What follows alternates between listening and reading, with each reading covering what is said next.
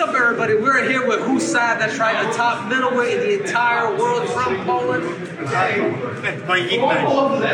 so what we're gonna do, there are 5 cards here. You're gonna have to open these, and then you're gonna have to rank them from best to least. Brat Katona.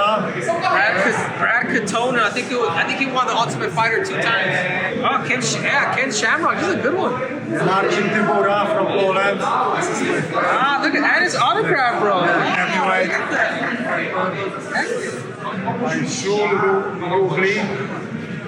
There you go. You have it. Cameron Simon. Cameron Simon. Damn, well, there you go. Well, here you go. If you have it, how are you going to rank these?